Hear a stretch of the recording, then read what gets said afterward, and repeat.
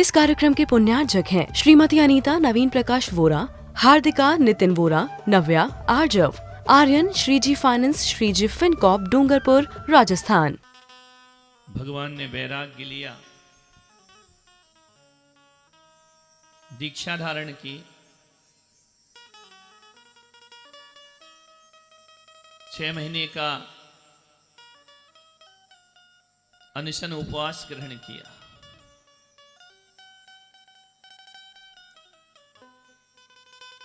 देखा कि 4000 और भी राजवंशियों ने दीक्षा ली, लेकिन वह पथभ्रष्ट हो गए। क्यों भ्रष्ट हो गए? कि मनुष्य की सबसे बड़ी कमजोरी आहार है।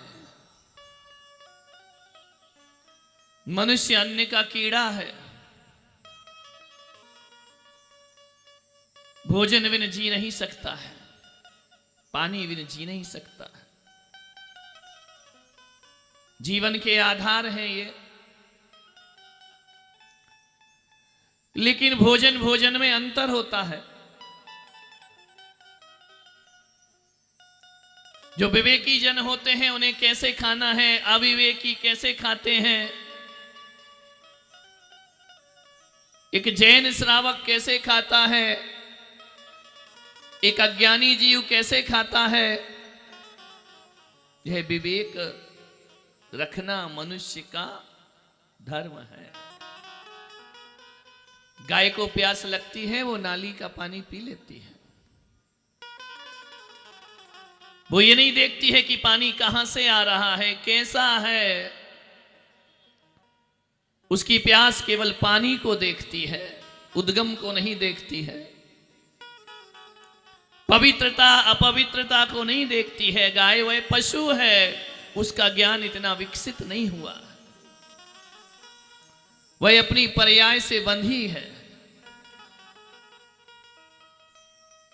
जैन के घर का पानी है, अजैन के घर का पानी है, हिंदू के घर का पानी है, मुसलमान के घर का पानी है, यह भेद गाय नहीं जानती है। कीचड़ का पानी है, नाली का पानी है, गाय ये भेद नहीं करती है। प्यास लगती है, वह पानी की तरफ दौड़ जाती है। उसका ज्ञान विकसित नहीं है। मनुष्य के साथ ऐसा नहीं है। मनुष्य जब पानी पिएगा तो पहले देखेगा पानी कहां का है, कैसा है। तुम्हें प्यास लगेगी तो तुम नाली का पियोगे क्या पानी? तड़प के मर जाओगे प्यासे। लेकिन नाली का पानी कोई पीने को तैयार नहीं होता। गंदा पानी कोई पीने को तैयार नहीं होता। जो पानी आप पी रहे हैं, यदि वो स्वच्छ भी दिखे और कह दिया जाए नाली का है, तो आप पियोगे क्या पानी? नहीं पिएगा इंसान उस पानी को। मनुष्य के पास विवेक है, मनुष्य के पास ज्ञान है। मनुष्य स्वच्छ जल पीता है। लेकिन मनुष्य में एक और है, और वह है जैन। जिन शासन में पैदा होने वाला वो स्वच्छ जल ही नहीं पीता, वो शुद्ध जल पीता है, पानी को छान करके पिया करता है। वह जगत में जैन कहलाया करता है। आम मनुष्य पानी छान कर नहीं पीते, लेकिन जैन मनुष्य पानी छान कर पीता है। जिसके घरों में पानी का छन्ना होता है ना, तो उस घर में जाके पूछना नहीं पड़ता कि ये जैन का घर है कि अजैन का घर है। बर्तन में लगा हुआ कपड़े का छन्ना बता देता है ये किसी जैन महिला के पनघट पे भरा हुआ घड़ा है जो पानी छान कर पिया करती है। यह पहचान ऋषभदेव ने हमें प्रदान की है। जैन कुछ अलग है।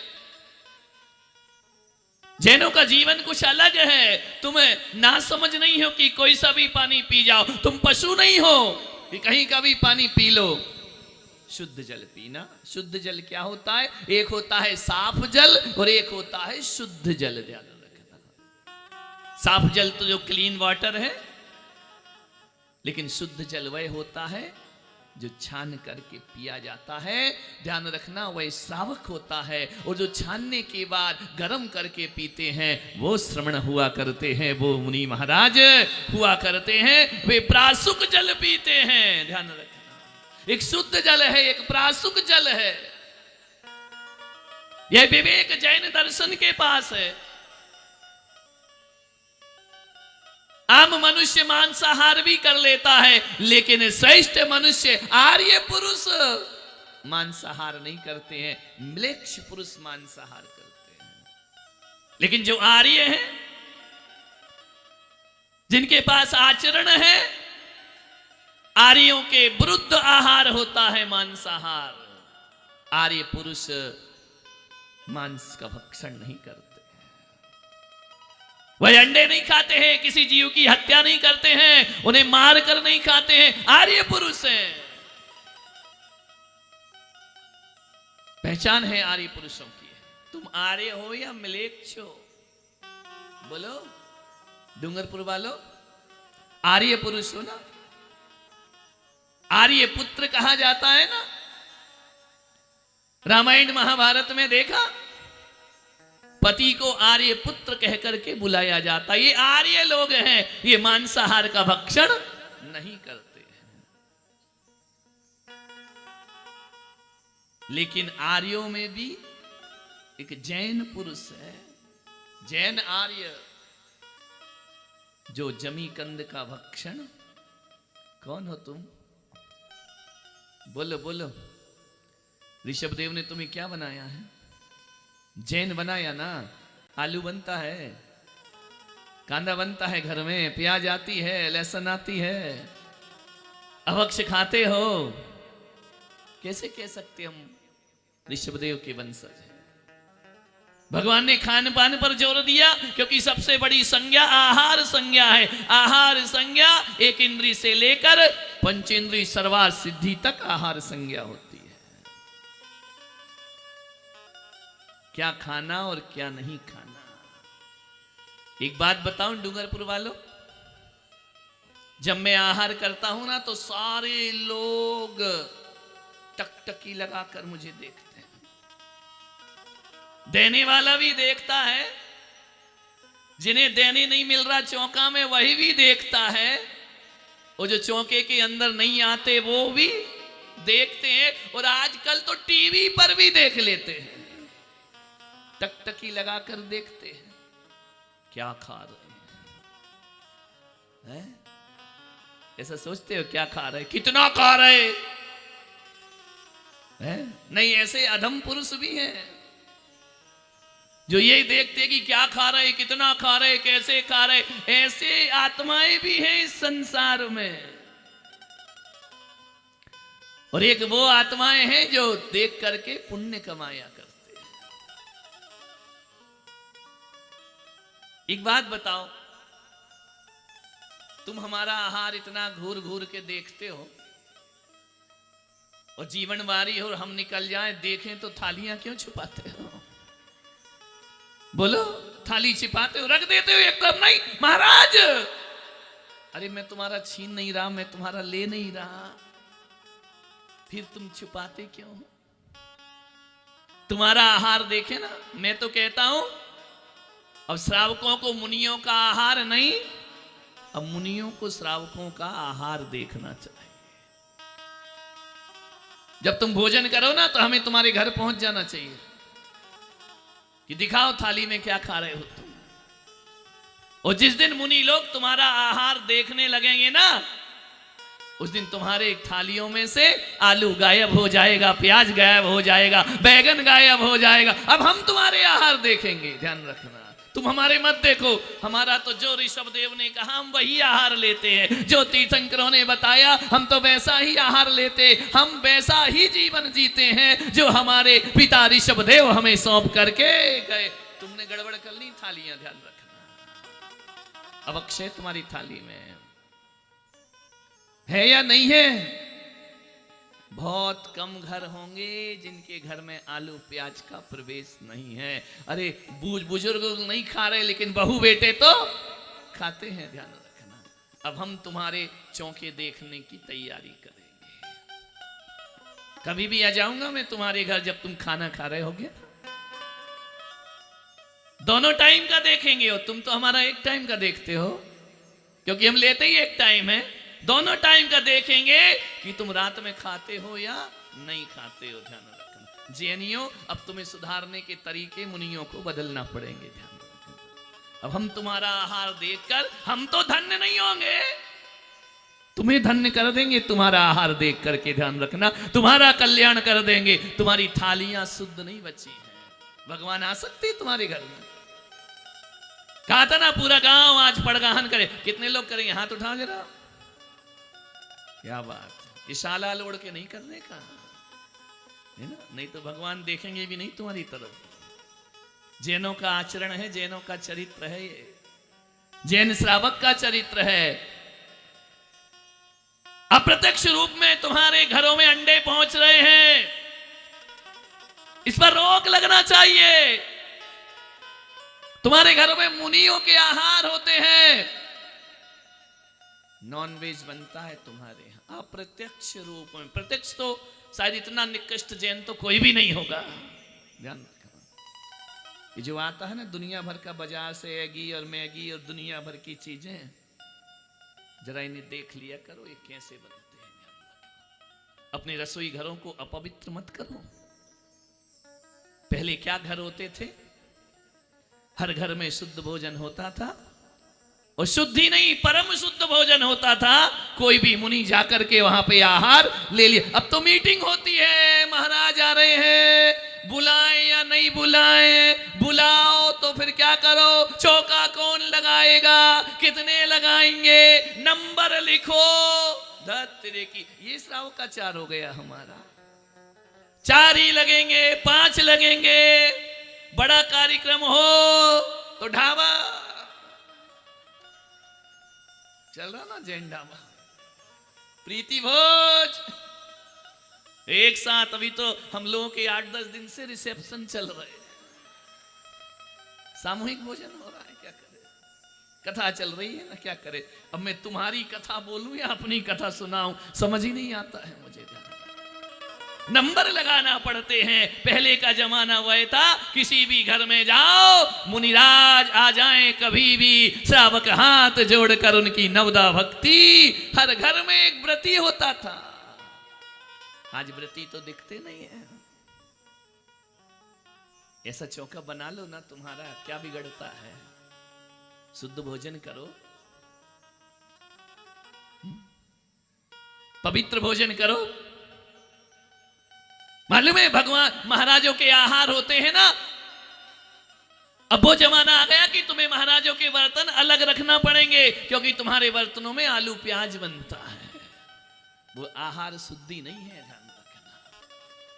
तुम्हें चौके के बर्तन अलग रखना पड़ते हैं, तुम्हें चौके के वस्त्र अलग रखना पड़ते हैं। तुम्हारे वस्त्र अशुद्ध हैं, घर में ही वॉशरूम है, 10 बार उन्हीं कपड़ों में आते हो, और इसलिए चौके के कपड़े अलग रखे जाते हैं। रखना ही चाहिए, डेली यूज के कपड़ों से आहार नहीं देना चाहिए। कौन था मैं? किसी के लिए खाली सूखा भूखंड, तो किसी के लिए मुंबई से अहमदाबाद के बीच आने वाला सिर्फ एक जमीन का टुकड़ा। किसी व्यापारी के हाथ लगता तो हजारों की तरह एक और रिसोर्ट बन जाता। किसी बिल्डर के हाथ लगता तो लाखों और की तरह मैं भी एक टाउनशिप बन जाता। लेकिन मेरे भाग्य में करोड़ों में एक होना लिखा था। मेरे भाग्य में आचार्य श्री पुलक सागर जी का आशीर्वाद लिखा था। नरेन्द्रं फणीन्द्रं सुरेन्द्रं अधीशं शतेन्द्रं सुपूज्यं भजे नायशीशं मुनीन्द्रं गणेन्द्रं नमो जोडिहातं नमो देवदेवं सदा पार्श्वनाथ।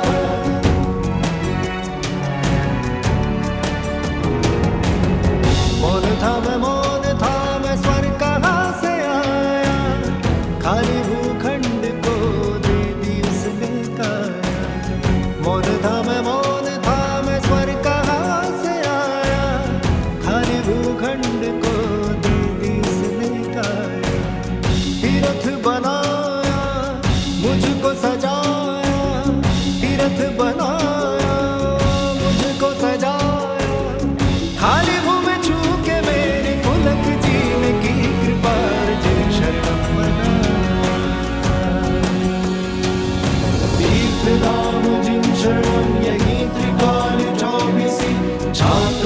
बस जिन शरणम यही है निर्जरा कुटीर, यही है ध्यान मंदिर सामयिक गुफा, यही नवग्रह जिनालय त्रिमूर्ति भी दिखे यही।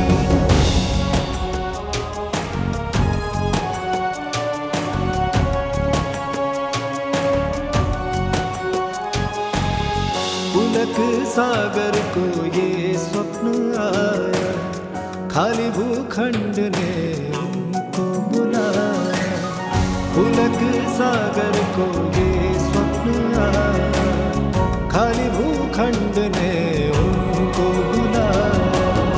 खोई हुई भूमि ने खुद को पाया, बंजर धरती पे पुष्प खिलाया। पारसनाथ के पाके दर्शन, पारसनाथ के पाके दर्शन, खाली भूमि छू के मेरी पुलक जी ने की कृपा और जिन शरणम बना। नरेंद्रम फणींद्रम सुरेंद्रम अधीशम शतेंद्रम सुपूज्यम भजे नायशीशम। मुनींद्रम गणेंद्रम नमो जोड़ी हाथम, नमो देव देवम सदा पार्श्वनाथम। जिन शरणम पवच्छामि, जिन शरणम पवच्छामि, जिन शरणम पवच्छामि, जिन शरणम पवच्छामि, जिन शरणम पवच्छामि, जिन शरणम पवच्छामि, जिन शरणम पवच्छामि, जिन शरणम पवच्छामि। इस कार्यक्रम के पुण्यार्चक थे श्रीमती अनीता नवीन प्रकाश वोरा, हार्दिका नितिन वोरा, नव्या आर्जव, आर्यन श्रीजी फाइनेंस श्रीजी फिनकॉप डूंगरपुर राजस्थान।